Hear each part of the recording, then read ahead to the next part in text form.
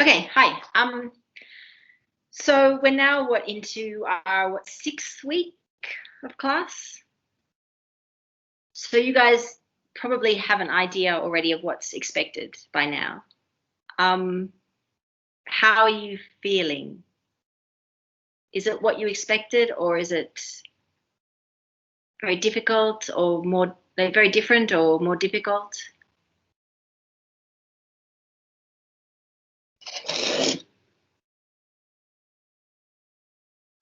We haven't received any grades, so it's kind of hard to know.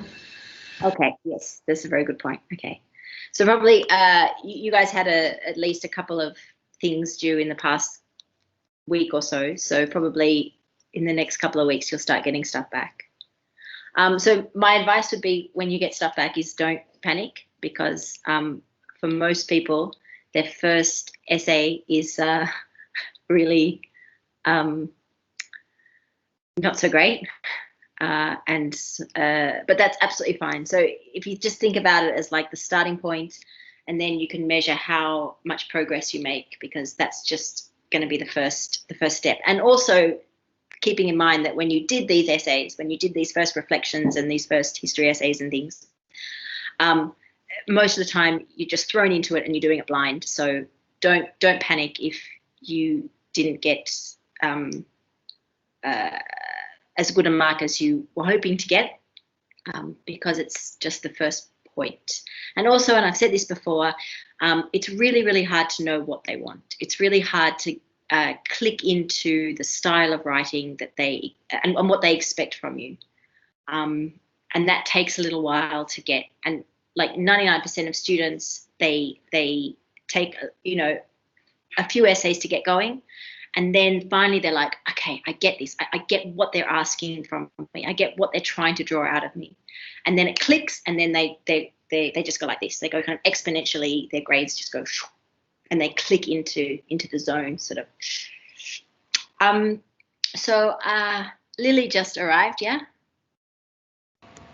Yeah, hi. Sorry, I'm late. It's the No network problem again. I did mark you up already though. Oh, hang on, no, that's because you're next to it. Okay, got it. Thank you for the for your help on the paper as well. I have on the paper. Yeah, like it helped me a lot on Oh, first paper as excellent. well. Excellent. Yeah. Oh, most welcome. Okay, excellent. So today, unless you guys want to do something else, what I was going to do is critical reflection. So this again is another kind of active reading. It's another aspect of active reading. So in active reading, we did, how to approach the text, and we did how to understand the meaning of the text, and then we did how to draw out the important points of the text. And most of the time, we're talking about academic texts here, academic articles and books. Most of the time, what's the most important thing that you want to draw out of the text to really understand the meaning? What do you need to identify?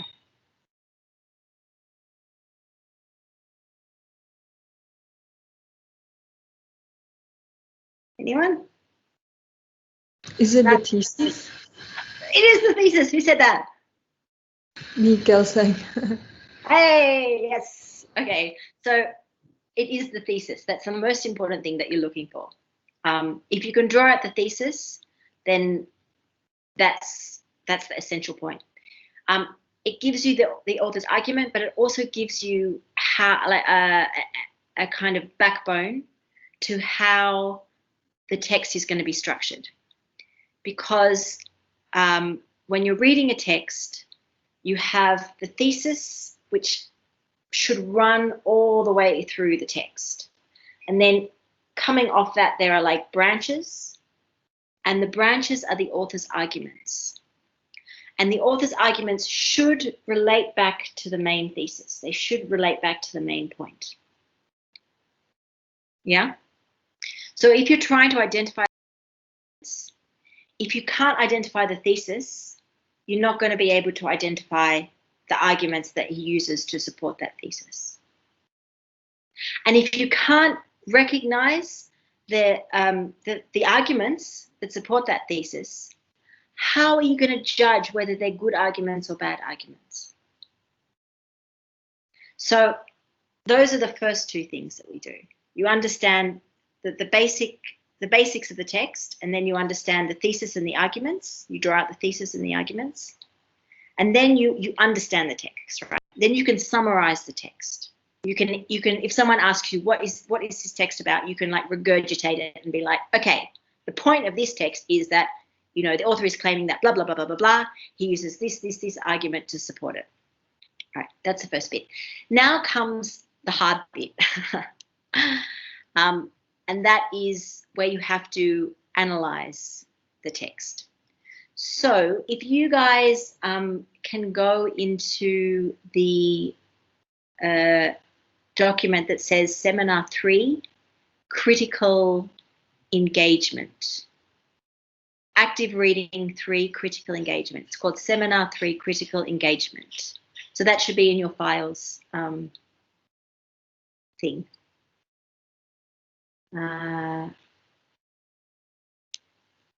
Does that work? Or should I try and put it on my screen? I don't know.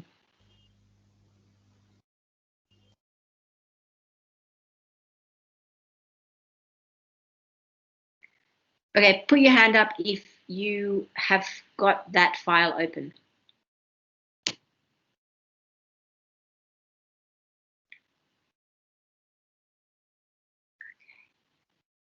Great. So it should say at the top, it should say 5, Active Reading 3, Critical Engagement. And it's got like 3 faces, 3 heads. Okay, anybody not got that in front of them? Great. Me. I haven't got. Okay. Can you lead me to it?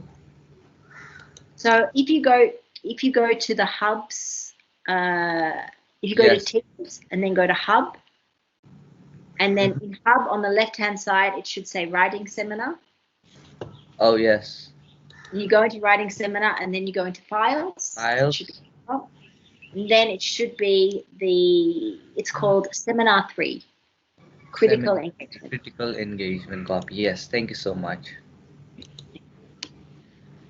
So you may need to read the text over again and a 4th time to remind yourself of the arguments. Okay, so this is once you've been able to identify what the author's arguments are. This is perhaps the hardest and most important part of active reading. Critical engagement with the text basically means thinking about it. Sounds easy, right?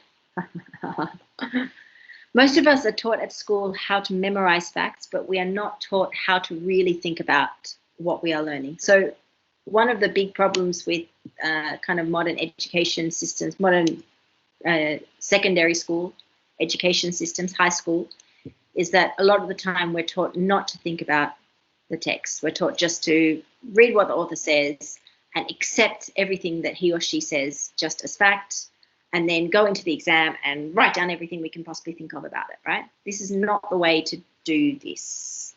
That will not help you here. Okay, so I've broken this into 2 parts. One is critically analyzing and one is critically reflecting.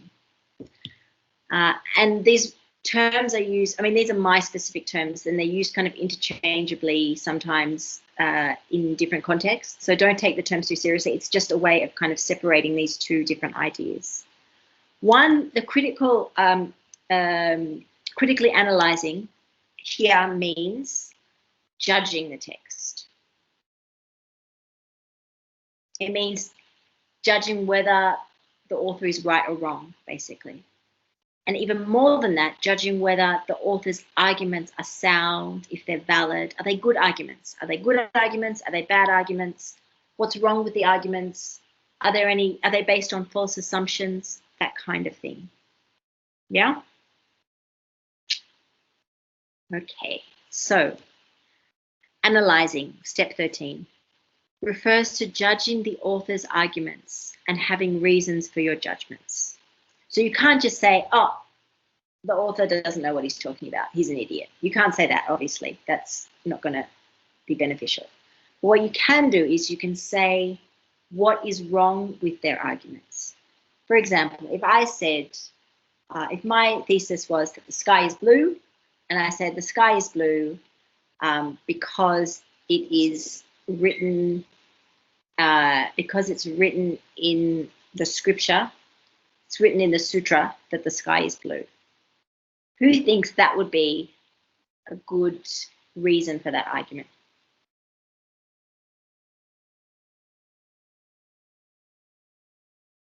It's written in the sutra. Is this not a good reason? What do you think? Who thinks, okay, if I say the sky is blue because it is written in my science textbook that the sky is blue. Who thinks that would be a good reason? Nobody thinks that would be a good reason. So basically, you guys don't accept the Dharma and you don't accept science. Great. What do you accept? Okay, what about this? The sky is blue because it looks blue to me. Who would accept that as a good argument? You guys, oh, a couple of people. Okay, a couple of people would go on. Well, it makes sense at least. Right. It makes sense. Yeah. Okay, so I mean, this was a little bit unfair because I don't know what would count as a good argument for the sky is blue. This is not like a black and white. There's no black and white answer to this. If you had agreed that those things were good reasons, you could definitely argue that. But there's no kind of really strict right or wrong. There's kind of various degrees of grey. So you could say, okay, it appears blue to me, therefore that's good evidence that the sky is blue. Yes, maybe, but then of course, it may not appear blue to other people, and if it doesn't appear blue to everybody, is it really blue? Well, you're getting into some heavy sort of metaphysical questions there. If you say that it's blue because the science textbooks say it's blue, I mean, I think that might be a pretty good argument as far as it goes. I mean, you could certainly doubt it. You could certainly say, well, the science textbooks, they don't know everything and they've made mistakes. But still, I mean, if the scientists, I mean, they tend to know about the color of the sky. Although maybe the sky isn't actually blue, so maybe that is kind of problematic. Maybe the scientists wouldn't even say that. I don't know. I don't know much about it. Anyway, whatever. If you say it's written in the sutra that the sky is blue, well, that's good evidence for the fact that that the Buddhist tradition accepts that the sky is blue. So, can you see the difference there? Rather than making the claim,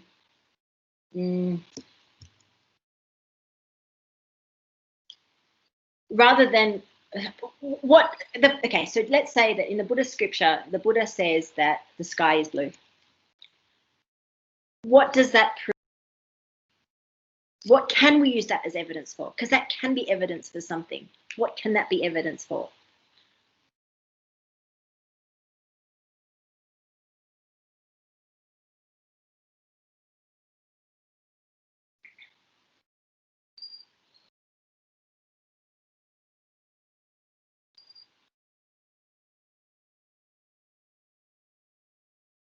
Yeah, Lily.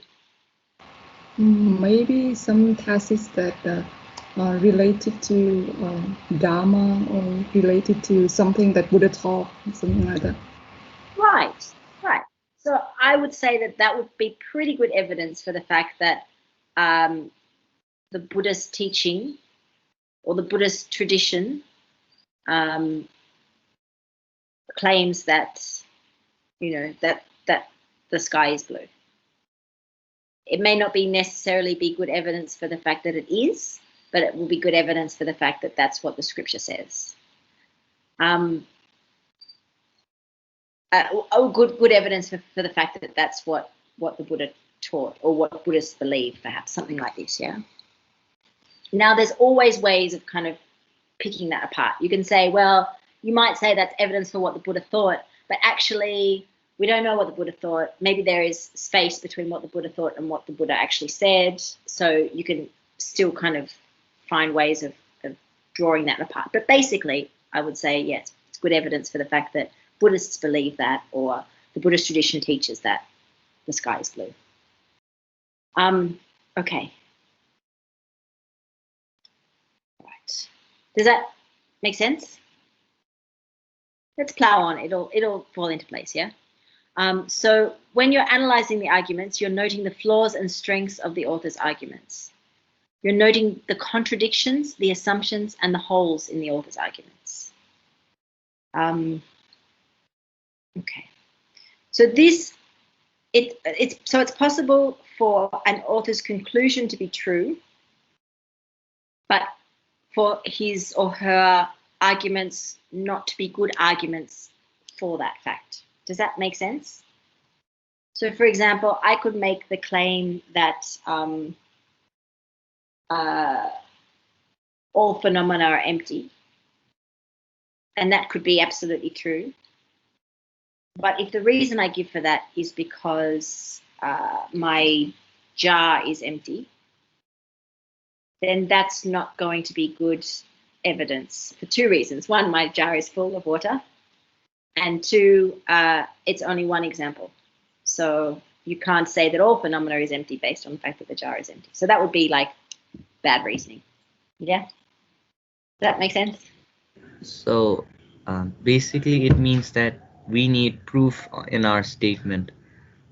Yes. So if you make any claim, you need to be able to back up that claim. So if you make a really big claim like all phenomena is empty, it's going to be really hard for you to back that up. If you make a more subtle claim, like, for example, if you say, according to the middle way view, all phenomena is empty, that's going to be much easier to justify. That's going to be much easier to back up. Because how do you prove that? You prove that with scripture. Yes. How do you prove what the middle way view is? You go to the scripture, you say, oh, okay, there's 5 reasonings, and this is what they are, and da-da-da-da-da. And you can argue that, yeah? If you're claiming that all phenomena is empty, that's going to be a hard claim for you to make, yeah? Yes. So yeah, any statement that you make, ideally any statement that you make in your essays, you need to be able to back it up with evidence. Now, some people get really confused because they're like, well, if I was backing up everything, then it would just get too long. So if every time I said, the Buddha taught the 4 Noble Truths, if I had to back that up with evidence, then, it would get really, it would just kind of get bigger and bigger every time I made like a really obvious statement. So there are, sometimes, like, for example, if you say the Buddha taught the 4 Noble Truths, everyone's going to be like, yes, okay, that's fine. Nobody's going to argue against that. That's not a controversial kind of statement. So you can get away with not giving evidence for that, yeah? Does that make sense? But when you're making your own kind of claim, your own thesis, then you need to back it up, back up everything. So, noting the flaws and strengths of the author's arguments. So it's not just the flaws, but also the strengths. Also, where where the evidence is good evidence, where the reasoning is good reasoning. Then you can also, need to note that. So that's one part, yeah. But criticism is not just analyzing in this way. It's not just analyzing the logic. It's also engaging with the ideas. And so this is the reflecting part. This is the critical reflection. And this is important because this is what you guys do in a reflection paper. So when you're reading the text, you're thinking about these things and you've got all these ideas going through your head and you prompt yourself with different sort of ways of thinking about the text. And then when it comes to doing your reflection paper, you choose one of those ideas and you stick with that. So in a reflection paper, you've got two parts. You've got the summary and you've got the reflection. And in the reflection part, it's going to be something like what we've got here, the critical reflection. Yeah? So far, so good? So what is critical reflection? I'm going to just say, yes, you're so far, so good. What is critical reflection? That's a very good question. The answer is, reflecting refers to having your own ideas about the text. There are various ways of reflecting on the text. For example, you might locate the text historically, culturally, philosophically. You might make connections between other schools of thought, other texts, and other points of view. You might explore related ideas and issues that the text may provoke. Yeah? Any questions so far?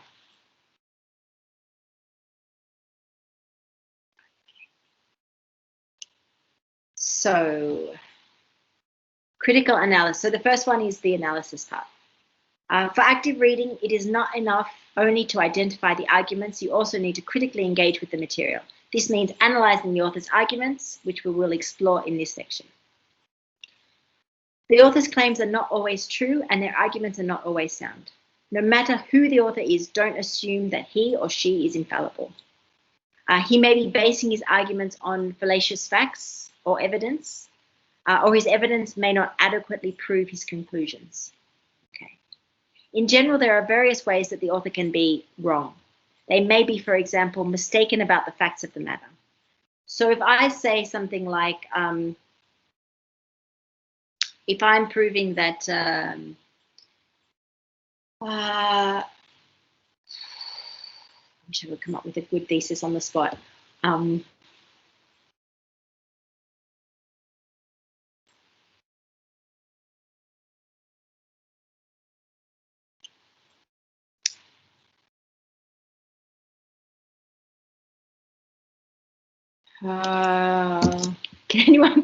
anyone give me some thesis that they used in a recent paper?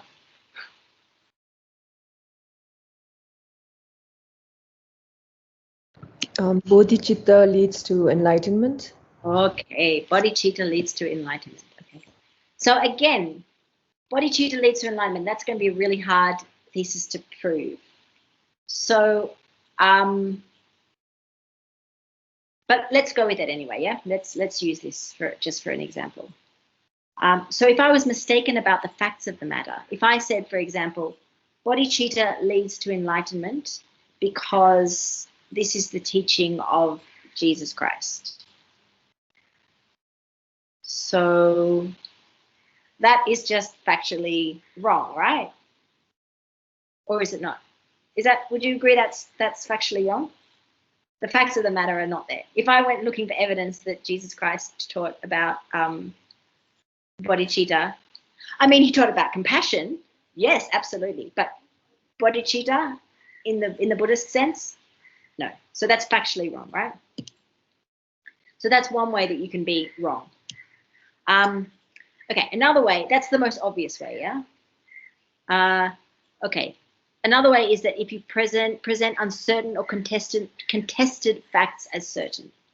So if the reasons you give are not certain, if they're kind of controversial, if not everyone would accept them, then that's another way of being wrong. That's another way of you know, being. It's another way in which you guys can kind of critique an author.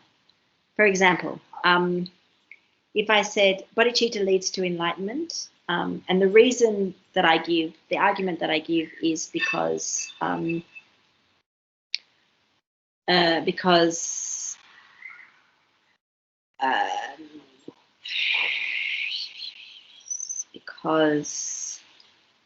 what's something that's uncertain about that?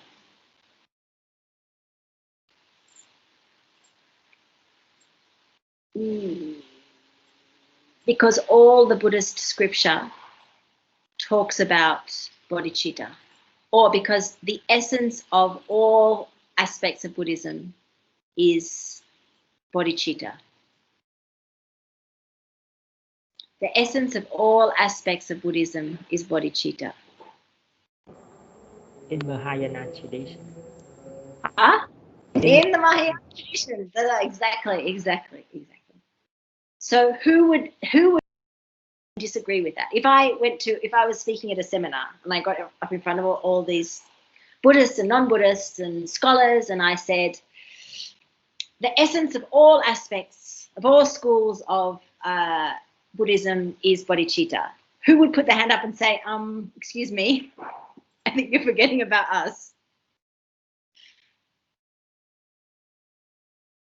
Any ideas? Who might object to that?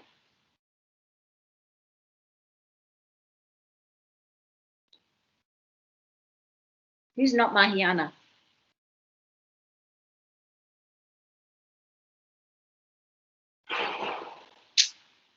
Anyone? Anyone? Starts with ta, te, te. Theravada. Ah, there we go, Theravada. So those guys might be like, excuse me, I think you've misrepresented, a whole faction, a very, very large faction of Buddhism, yeah? Right, okay, so that would be an example of present uncertain or contested facts as certain. Contradict themselves. So if I said, for example, Buddhism is, bodhicitta leads to enlightenment, that's my thesis. And the reason I give is because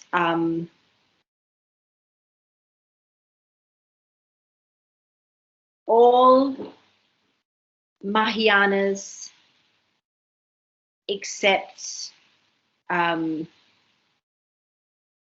all Mahayana proponents accept bodhicitta. And then later on in the essay, I say there are two schools of Buddhism, one of which accepts bodhicitta, or one of which focuses on bodhicitta, and one of which doesn't. Right? So then in different places, this is a really good one, yeah, because writers often do this. If in two places of their text, they say things that contradict each other, that's also something that you want to pick up on. Yeah. Okay. Ignore counter evidence. So if I make a claim and there is something which contradicts that, then and I just ignore that, I just kind of sweep over it, then that would be another way of critiquing an author, because you can point out the counter evidence and you can say, well, bodhicitta leads to enlightenment, but he's forgetting about, all the people that have bodhicitta but don't have enlightenment, for example, something like that. Yeah? Okay. Another problem is if you make conclusions that are not adequately supported by the reasons. These are logical fallacies. So if the reason and the conclusion doesn't link up. So an example of that would be the claim all bodhicitta leads to enlightenment because bodhicitta is compassion. All bodhicitta leads to enlightenment because bodhicitta is compassion. Is that a good argument? And why? Why not?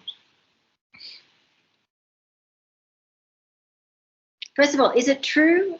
Let's go on the premise that we all accept bodhicitta leads to enlightenment, yeah? Or we can even, to make it easy, we can say, according to the Buddhist scripture, bodhicitta leads to enlightenment.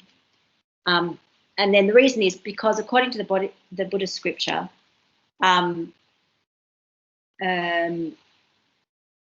bodhicitta is compassion. So first of all, do you accept that? Do you accept that bodhicitta is compassion?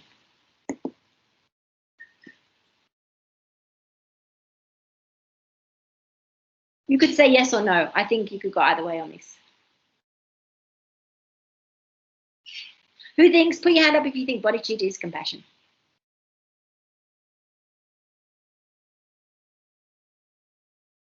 Nobody. Put your hand up if you think bodhicitta isn't compassion.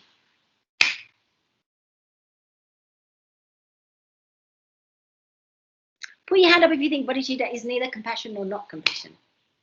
Okay. 1, 2. Maybe 1. Maybe 1 again. Okay, so let's say bodhicitta leads to enlightenment is the thesis. And the reason is bodhicitta leads to enlightenment because bodhicitta is the desire for all sentient beings to be free from suffering, as well as the desire to gain self-liberation. Is that true? Okay. So I think you can say these two things are true. Bodhicitta leads to enlightenment. Okay, yes, I accept. Bodhicitta has two aspects: the self aspect and the other aspect. The self aspect is for my own enlightenment. The other aspect is to benefit all sentient beings. These are two true statements. Are they connected? Is one a good reason for the other?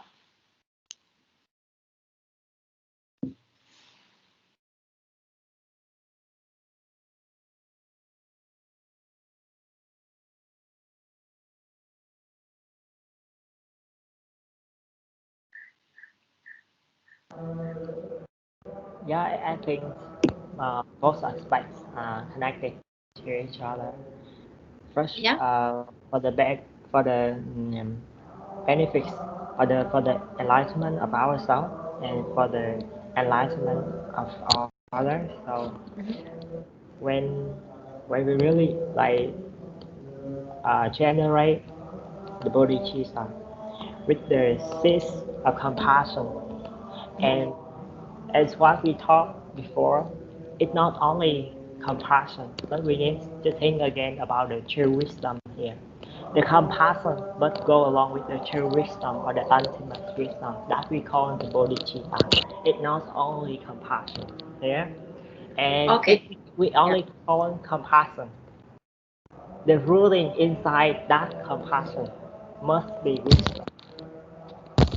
And yeah. And so with the true wisdom, we're going to make any conduct or any deeds for the benefits of ourselves or for the benefits of others. We will know that's how we like what should we do for ourselves and what should we do for the other. When the wise people will know that we were born in this world, it's not only ourselves. We are something like interbeing or interconnection. So for the enlightenment of ourselves, we need to do something for others as well. Yeah. Okay. I think. Okay. So then, if we can say bodhicitta is, it's a very good answer, yeah? So bodhicitta is compassion and wisdom, yeah? Now, you can accept that this is true. You can also accept that bodhicitta leads to enlightenment.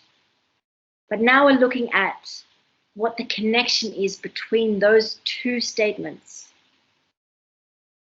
So is it true that everything that is compassion and wisdom, like that because something is compassion and wisdom, that therefore bodhicitta must lead to enlightenment? And that's where even though you can accept those two things are true, and personally I would accept those two things are true, yeah? But the connection between them is not a connection, yeah? They're not directly related. You cannot say we will get enlightenment. Bodhicitta always, maybe make stronger, yeah? Bodhicitta always leads because bodhicitta is compassion and wisdom. You can disagree with me, yeah? This is my own argument, and I can see you're thinking, no, it does. That's a very good relation, yeah? Yeah, Lily. It's good. It's quick because you need to show the evidence for that connection, and it's that right. That you have the assumption there, but you don't prove Right, yeah. So even though they're both true, we're talking about the logic, yeah? We're talking about how the reasoning fits together. Right, yeah, exactly, yeah. So what about if I said this? So I take your point. So this might be not a very clear example, because there probably are ways of making that connection. For me, I think personally, that's even though bodhicitta leads to enlightenment, and even though bodhicitta is compassion and wisdom, those two things, one thing does not prove the other, I think. Let me give another, something a little bit more clear, yeah? Bodhicitta leads to enlightenment is the thesis. And then the reason is because Chang's last name is Nguyen. Right. So those two things, would everyone accept? Actually, I don't know. I mean, maybe some of you guys aren't Buddhists. Maybe you would not accept that bodhicitta leads to enlightenment. But just imagine, yeah? Imagine that everybody accepts bodhicitta leads to enlightenment. They agree with that. Or according to Buddhism, bodhicitta, according to the Mahayana tradition, bodhicitta leads to enlightenment. Would everyone accept that Chang's last name is Nguyen? Am I pronouncing it correctly? No, I'm so not pronouncing it correctly. Okay, great, great, great. Now, those two things can be correct. Does one of those things prove the other thing? No. So that would be, I mean, I should have used a more clear example like that, yeah? So that would be an example of where the logic doesn't hold, yeah? It's not good reasoning. But the example that I actually gave, I think you could make the argument that you did make. And if I was reading that in an essay, I'd be like, yeah, that's a good point. I would have to rethink my position that they're not linked. Okay, the point is, make sure that when you guys are reading the texts, that you're making the links, that you're finding the links. And if you think there's something fishy about the link, about the reasoning, about how the evidence relates to the argument and how the argument relates to the thesis, then that's something to reflect on. Yeah? Okay, right. So, after every claim in the text, so after every time that the author, that she says, you know, makes some claim about what is or isn't the case, think about whether you agree or disagree or you don't know. If something sounds a little bit fishy, if you think, oh, that doesn't sound quite right, like, I don't know, if you read, you know, the Buddha lived for 600 years, you'd be like, oh, that sounds a bit strange. And then what do? You go and you look it up. Right? And of course, you can't know for sure. You weren't there. You can never know 100%. But if you read a few different sources, you can find out, well, he probably, according to, you know, most texts, he probably, you know, most accounts, he probably lived about 80 years, something. Okay. So remember that even the best of writers can have flaws in their arguments. So even if they're like, you know, sort of university lecturers at very high institutions, they can still have flaws in their arguments.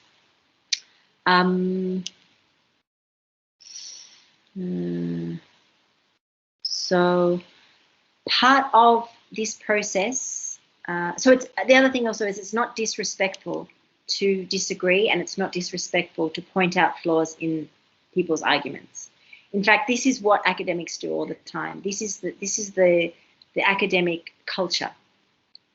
Somebody writes an article, and then you read it and you think, I disagree with this, this, this, this. And then you write an article to the same journal, and you have like these conversations going on between different academics that have different opinions and different views and use different evidence and this kind of thing, and critique each other. So it's kind of like you have these conversations going on through the journals, yeah? Also, when academics go to conferences, again, it's got the same thing. You stand up, you give your point of view, you give your thesis, you give your reasons. Then someone puts a hand up and says, I think you haven't thought about this, or what about this, or there's a flaw in your argument there, there, and there. And for academics, this is like the point. The point is not to be always right. The point is to engage in this kind of dialogue where other people are critiquing you. Other people are pointing out your flaws or the flaws in your arguments, and that's a good thing, because that means that you take that on board and you say, oh, that's interesting, and then you go back and you reflect on it, and then you write another article which either says why they're wrong or says why you've changed your mind, basically. So this is all part of this kind of interactive process, and you're allowed to disagree with the authors. Yeah. This is much easier. I think it's much easier to disagree with the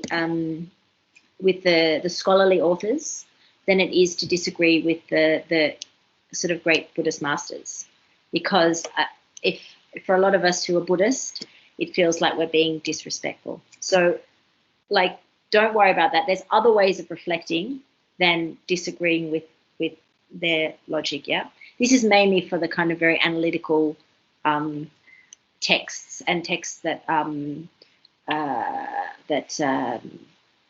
that engages with academics. Yeah, but keep in mind that basically most of Tibetan Buddhist philosophy has come from authors criticizing other authors, and sometimes they do it explicitly, sometimes they do it implicitly, but they say things like, oh, there is the view that blah blah blah blah blah blah, but in fact this is absurd because it contradicts itself. They do this all the time. This is like most of the body of at least the Tibetan commentarial tradition is doing this. Yeah, so you've got, you know, Mipam criticizing Tsongkhapa and Sakya Pandita criticizing. So a lot of people criticizing Tsongkhapa. Yeah. But it's not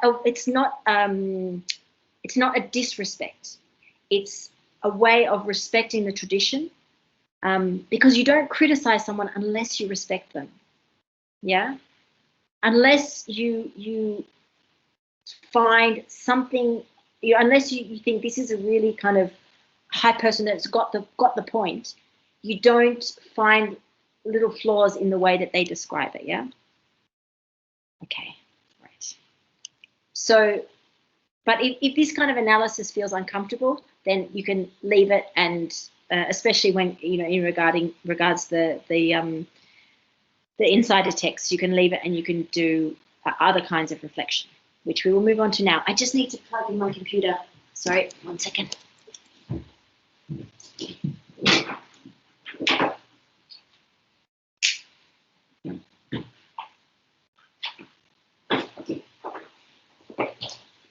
Okay, I'm trying to do this in a way where you guys can't see that I'm wearing my home, like from here up, I'm wearing like outsider clothes. From here down, I'm wearing like pajama clothes. But you didn't see that, that's fine. Okay. A charitable reading. So often in the teachers will, the academic literature will talk about a charitable reading. What do we mean by a charitable reading? We mean basically giving the author the benefit of the doubt. So we want to be critical, but if there is a way of justify, like if they have a flaw and you point it out, and then you have a way of justifying that flaw, then that's a really nice way of engaging with someone. So it's the same as if you were having like a conversation with someone and they had a different view, and you'd say, well, you know, I think you've made a mistake in your reasoning about this. However, you know, I can see why you would say that, given that your definition of bodhicitta is this or that or the other. Yeah. So it's a way of kind of, if there is a way of making the author right, then you will choose the kinder way. You would choose the way that makes what they say kind of legitimate. Yeah. So as a matter of practice, it is a good idea to read the author charitably whenever possible. This means instead of saying, what a stupid man, he says there is no holy writ in Buddhism. It means there's no like scripture in Buddhism. And of course there is, what a moron. You don't say that, yeah? You might say, the author claims that there is no holy writ in Buddhism. Given that in the next paragraph he cites some Buddhist sacred scripture as authority for his thesis, we must assume that by Holy Writ he doesn't mean scripture. He means a scripture which is unified in a single volume like the Bible, something like that. So this term, so instead of saying this author is wrong and he's stupid and he's contradicted himself, we say it looks like he's wrong, but given the fact that he is aware that there is Buddhist scripture, we must assume that what he means by Holy Writ is something more like the Bible. Is that clear? Sometimes I don't know if I'm just kind of rambling on in space. Are there any questions so far? Don't be afraid to pull me up if I'm speaking too fast or if you disagree or if you don't understand, because if you don't understand, probably there's it means that I'm not making sense. It doesn't mean that you're stupid, and there's probably other people that also don't understand. Okay. So there's now, if you're really interested in this, in like logic and how logic works and how to identify logical mistakes, then I invite you to read the next section. I think we don't need to do that here, but we don't need to go into it here. It's not necessary to go into. But if you're really interested in it, I put some stuff in about different kinds of logical fallacies. Yeah? Okay, so then let's move on to 5B, which is critical reflection of the text and context. And this is the part that's, I think, going to be really important for your reflection papers. So, is everyone on the same page? Critical reflection of the text and context. Yeah? Great. Okay. So, as we shall see in this section, critical engagement can also mean, for example, thinking about the author and the context of writing, relating the text to other ideas, other texts, and contexts. Okay. Thinking about how your own context may influence how you read the text. Consider the following question. So what does that mean? What are we supposed to be thinking about? Here are some ideas. Think about the context of writing. So when did the author write? Who was he writing for? In what time period did he live? In what kind of society did he or she, why do I keep saying he? She live. And how does that influence the content? And how does that influence their arguments? Yeah? For example, who is the author? What is his social identity? What is his religion, age, political affiliation, or belief system? Yeah? What is the publication? So where was it published? Is it from a book? Is it from a journal? Is it like a reputable journal, or is it just like something that's, you know, some tweet that somebody posted on Facebook? And obviously this is going to influence how you read the, how you interpret it, yeah? Obviously the context of publication says something about what, you know, how we understand the text, yeah? For what purpose was the text written? Was it written to prove the author's point of view? Was it written to teach some specific religious practice? Was it written for some other agenda? Was it written just for fun? Who is the intended audience? Whom might the text be written for? What is their social identity, their cultural context, and their belief system? Is it written for Buddhists? Is it written for academics? These kinds of questions. What is the author's context of writing? In what culture and in what historical period did he or she live? What was the author's discursive context? Like what was their kind of philosophical context, belief system? Was he forced to write it, or did he choose to write it? Did he get paid to write it? Was it written in a monastery or in an office? What language was it written in? So thinking about these things is where you might start. So if we were looking at Shantideva, how would we answer some of these questions? Who is the author?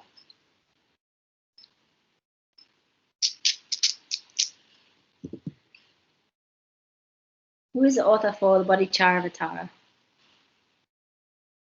Shantideva. Oh, yes, good work, Shantideva. And what? Let's go to the purpose. What do you think? What do you think the purpose of writing this was?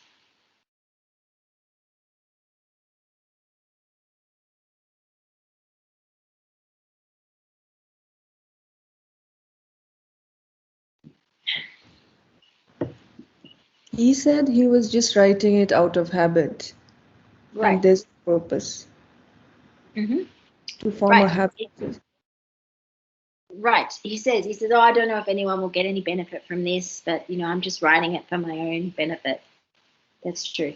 It's true. But also that, I mean, that's quite right. And it says that in the text, yeah. But it also in terms of when they talk about the history, they say that he was kind of pressured into writing it, wasn't he? I mean, didn't everyone say, oh, look, you have to present, otherwise you have to go present something to us. Otherwise, we're going to throw you out because you're lazy and you're not pulling your weight in the monastery. So that also might, I mean, I don't know, maybe that might influence the, it was the what he wrote about, how he wrote about it. He asked them, what do you want me to write about? Do you want to know something that's already been said, or do you want me to write something new? And his audience said, give us something new. That would have influenced the, I mean, that's a perfect example of how the context, how the kind of historical context, although, I mean, this is kind of pseudo-historical, we don't know for sure, but this is what the tradition says, this is the story that the tradition gives, yeah? So that's, but that would be a direct sort of correlation between what the context of writing was and what his purpose for writing was, and or speaking, because I guess he sort of spoke at first, and what the content was, yeah. So that might teach us, well, actually, then this is something, that at least they thought was new and different, and it wasn't just a commentary on what was already said before. The audience. So this is interesting. Who is the audience? Who is the primary audience?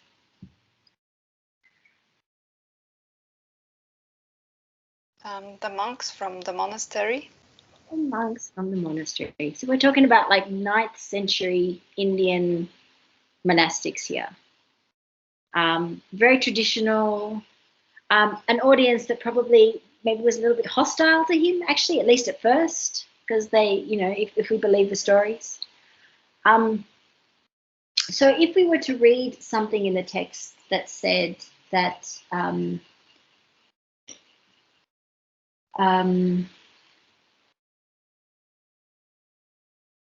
that you should not teach a woman on her own, that's not very good to do that.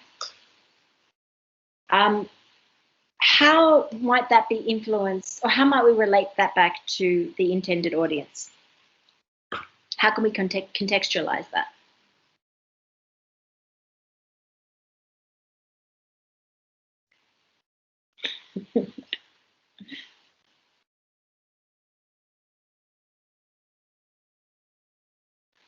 So he's talking to monks. Oh yeah, so Lily, yeah, please go for it.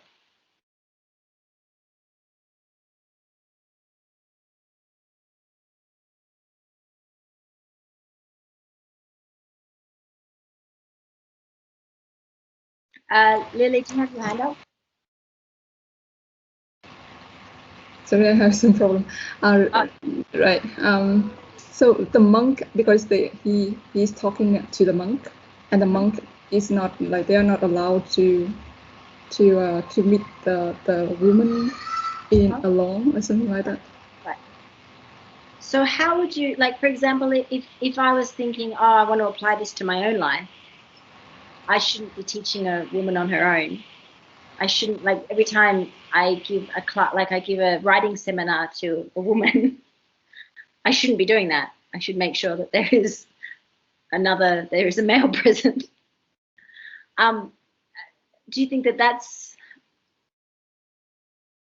how should I understand that?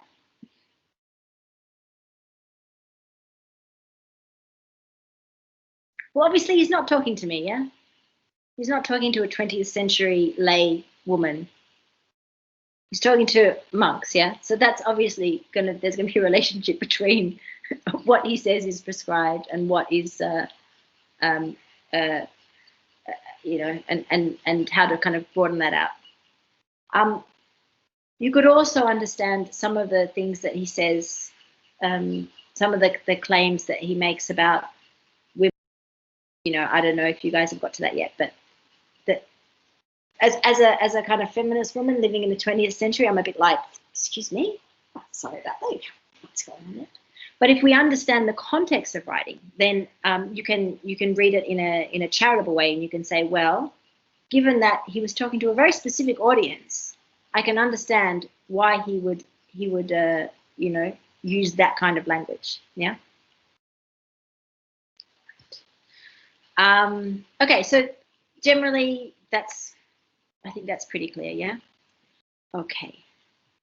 Right. So the other thing you can do is make relations. You could ask yourself, how does the claim relate to other claims the author has made? Is the text internally consistent, or does the author contradict himself? So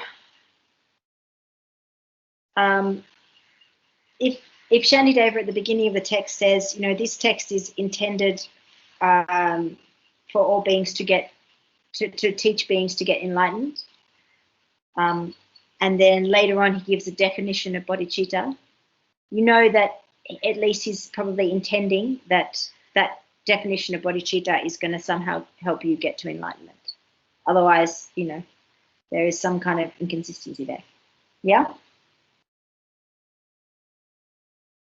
How does the claim relate to what you already know? How does it relate to what you already know about Tibetan Buddhism? How does it relate to what you already know about other Buddhist schools, about other religions, about science, about Western philosophy, about ritual practice of Inuit tribes in the 17th century? Whatever you know about, whatever kind of understanding and discursive backgrounds you have, because you all come from very different places and have different experiences, and you know things about very different things and very different cultures. So none of us are coming from the exact same place. But what we can do is we can compare the cultures that we come from, the things that we know about, the discourses that we're familiar with. We can compare those with things that we encounter, claims that we encounter, other belief systems and things like that that we encounter in the text. So for me, I mean, I guess the feminism one is an excellent example. So because I'm coming from a very particular context, and because of that, I have very particular beliefs about the equality of men and women, yeah? And this is, you know, an assumption that I have. So I can bring that and reflect on the differences in terms of like from a feminist perspective. If I'm looking at sort of a particular philosophical school, yeah. So for example, if I'm looking at Shantideva, and Shantideva is which of the 4 tenet schools is the Bodhicharvatara? Is it mind only? Is it middle way? Is it the Sutra school? Is it Vaibhashika? Anybody know this? This is important. This will be on an exam for those guys that are taking this class. Is it Mahayana? It is Mahayana, exactly. So it's middle way, it's Mahayana. So if I read, okay, so I'm reading Shantideva as Mahayana, and maybe he says something like, you know, I don't know, all phenomena are impermanent. And I know that there is there's a philosopher, I don't know, we can say, I've got an idea. Okay, so for example, if he says, you know, there is no cause and no effect, for example. And I know that there is a philosopher that I've read about that is also skeptical about cause and effect, David Hume, right? I can compare their different views. I can say, well, even though you know, it looks like there is a similarity there because they both say that there is no cause and effect. Ultimately, he would say ultimately. He wouldn't say on the conventional level, of course. And then I could look at the differences between those views. So that's a way of bringing other similar views, the differences and similarities between other views, and comparing them and saying, well, they look similar in this way, but they're different in this way, this way, this way. Yeah? But you don't need to know other philosophical schools. This is just example, you know, stuff that you already, you know, the background knowledge that you already have. Okay. So the Bodhicharvatara, it's considered Madhyamaka school. Can anyone tell me which kind of Madhyamaka? There's two kinds of Madhyamaka, usually.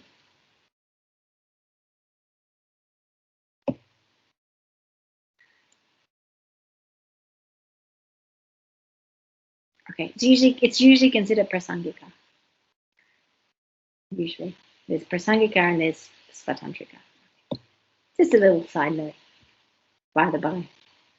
Okay, so in relation to the course of study, you should ask yourself, why has my teacher assigned this particular text?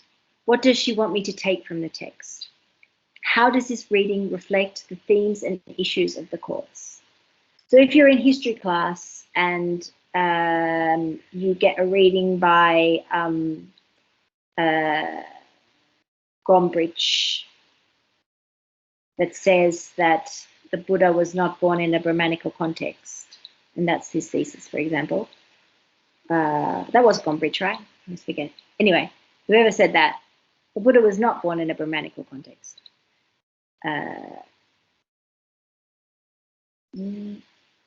What is it? What do you think the teacher wants you to get from this?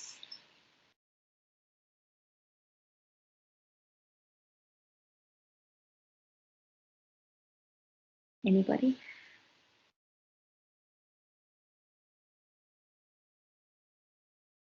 Do you think she wants you to find out? Do you think she wants you to accept that the Buddha was not born in a Brahmanical context?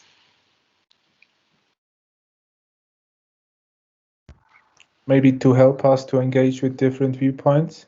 Right, exactly. So she's trying to give you an example of one particular viewpoint, so you can learn to compare the viewpoints,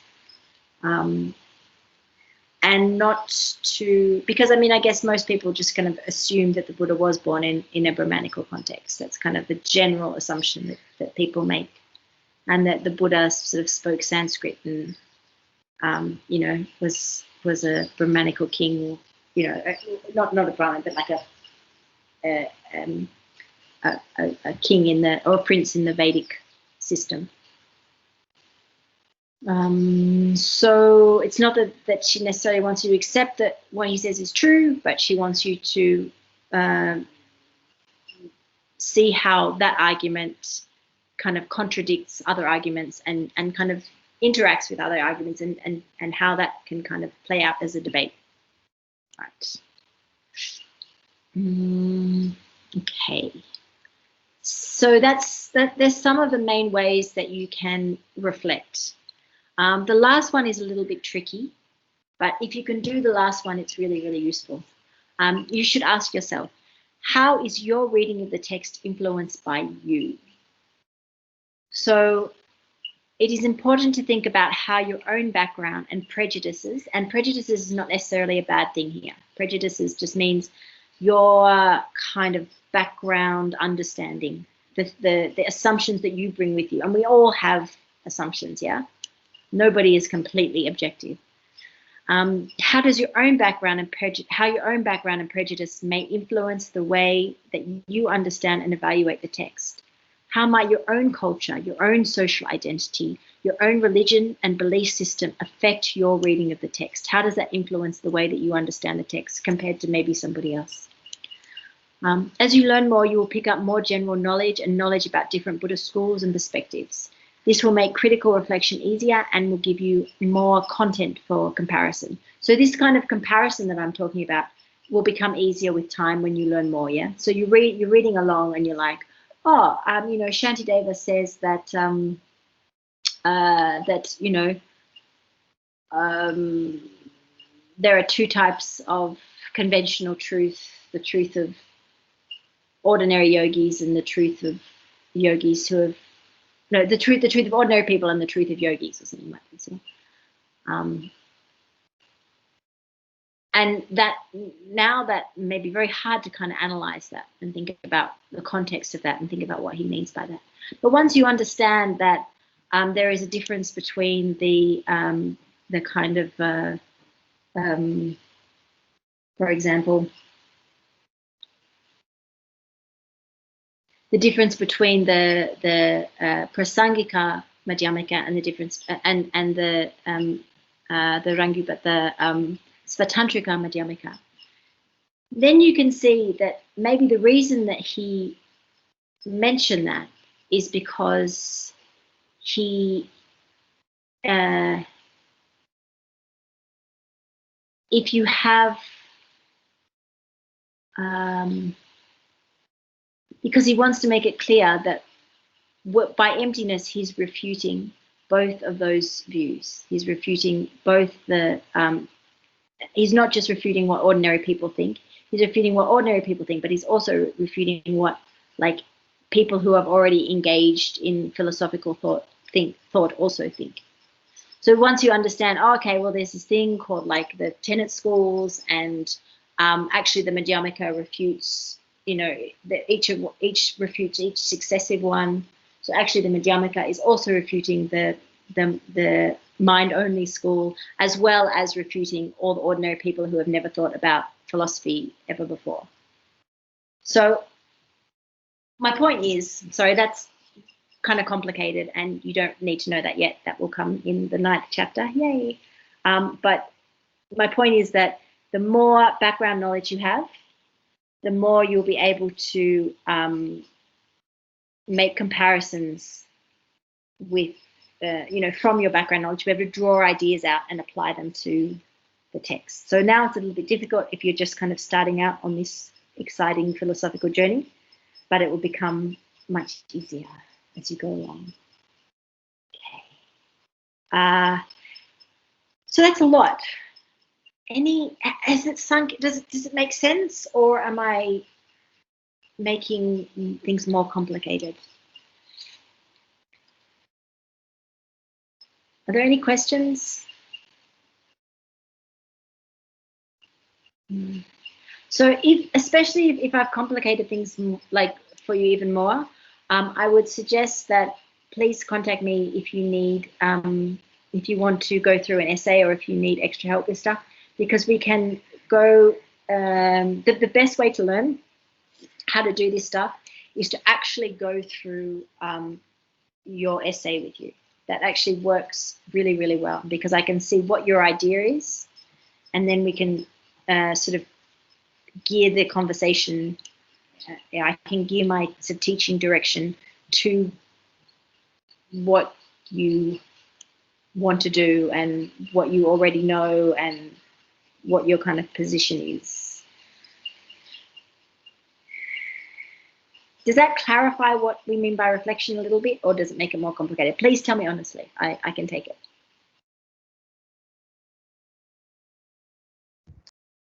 For me, it was very helpful, but I'm struggling always a little bit with the time to do all this. So this is the biggest problem for me.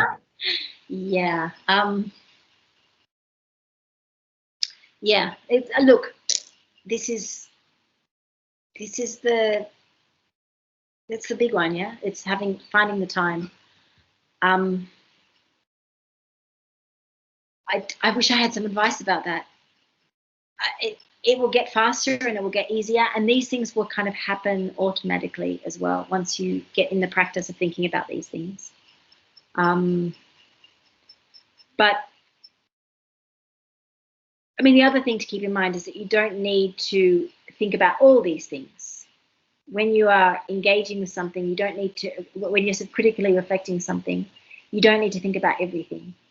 You just need to, if you've got one interesting idea about a section of the text, like if it's Shantideva, if you've got like, you know, every 6 pages, if you kind of have one kind of interesting thought, or even every like chapter, if you've just got one kind of interesting thought on each kind of big subject matter, that's a lot. You're already like really engaging with the text. If you've got one interesting idea about each text, each article, each academic article, that's a lot. I mean, that's, you know, really good. And when it comes to a reflection paper, you only need to have one interesting idea. You don't need to, you only really need to have one reflection. You don't need to have lots and lots of reflections. So that makes the kind of reflection-y part easier. But when you say that you're having trouble finding the time, do you think that it's a matter of understanding the meaning of the text that takes the time, or it's the reflecting part that takes the time?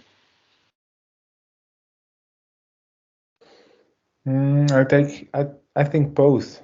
Okay. But also with the reading, as English is not my native language, I need already more time. So yeah, this is the first part. And also to write, I need a lot of time to write it in a way that I can turn it in after that.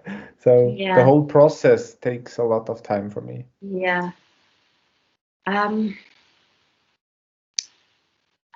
It is not easy. It's not easy. I think I said before, and I stick by this.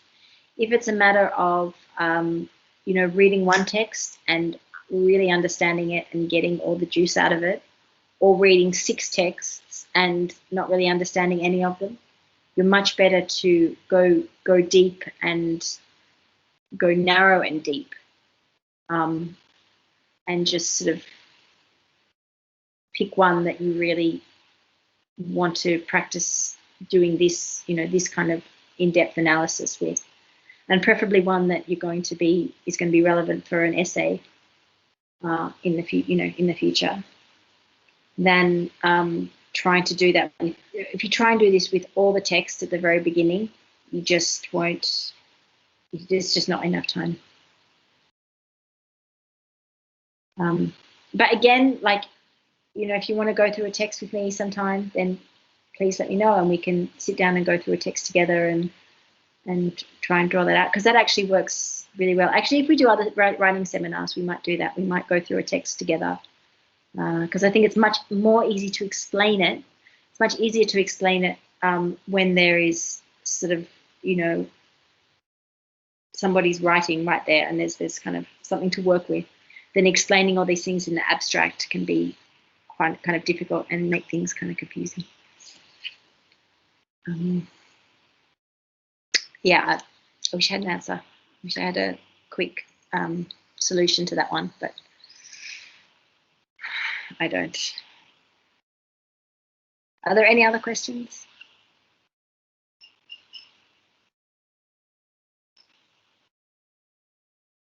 Okay. So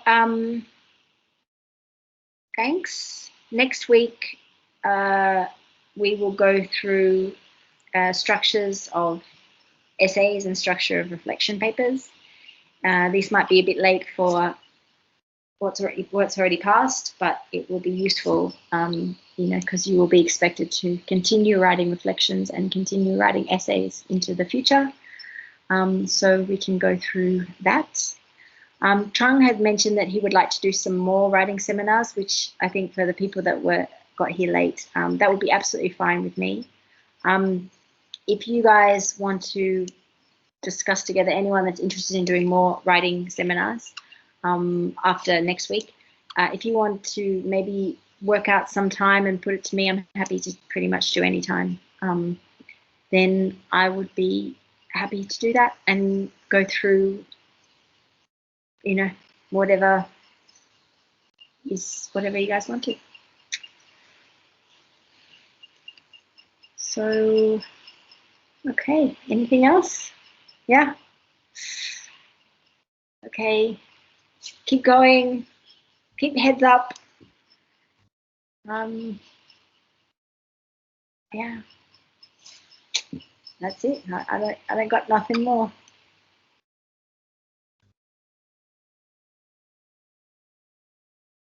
Okay, last chance. Any questions? Otherwise, I'm going because we've still got 5 minutes. But you know, 5, 4, 3, 2,